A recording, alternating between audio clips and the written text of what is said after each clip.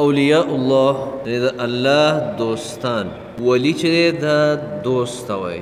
او هغه چاته وای چې د چا سره ستا محبتي ستا سره دوستانه او تعلقات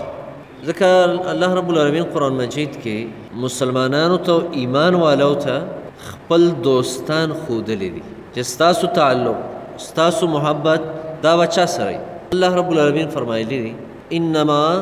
وليكم الله ورسوله والذين آمنوا بشک استاسو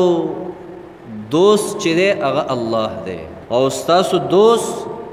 هغه رسول الله دی صلی الله علیه وسلم او استاسو دوستان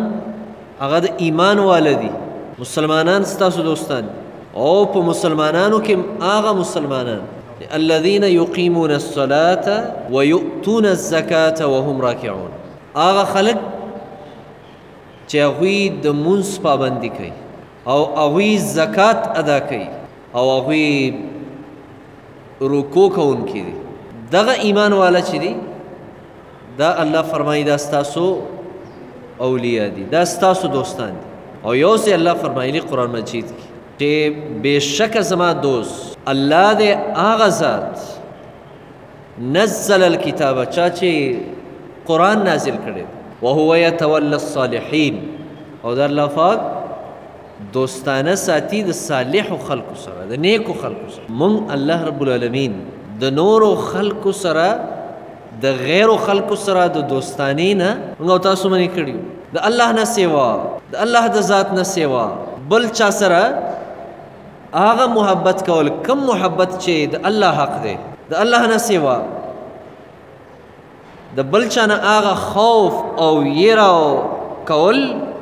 کم خوف او یره چې د الله نه پکار ده او د الله حق دی د الله نه سوا د بل چا نه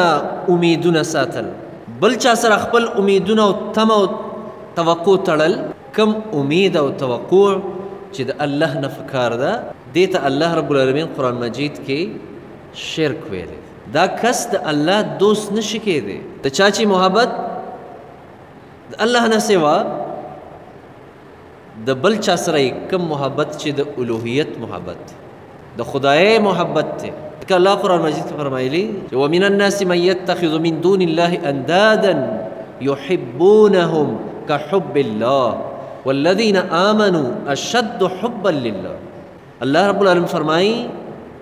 د خلقو کې ځینې خلق بعضې خلق هغه داسې دي چې د الله نه سوای د ځان دپاره نور خدایان جوړ کړي دي نور معبودان یې جوړ کړي دي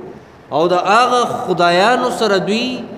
داسې محبت ساتي څنګه محبت چې د الله سره پکار دی بلکې الله فرمایي د دې نه مړ سره زیات محبت ساتي الله فرمایي ایمان والا چې دي دوی د الله په محبت کې کلک دي مضبوط دي د محبت صرف الله سره دی او د محبت تقاضا ده چې د محبوب خبره منل